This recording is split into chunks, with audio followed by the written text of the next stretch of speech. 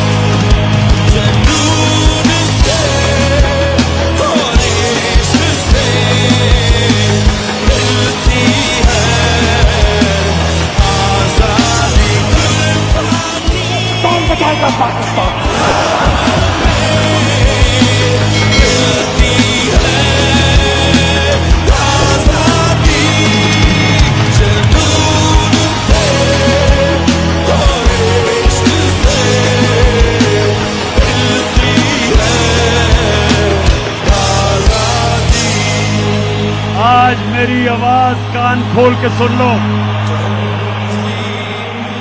जो मर्जी आप कर लो, तुम इस कौम को नहीं रोक सकते।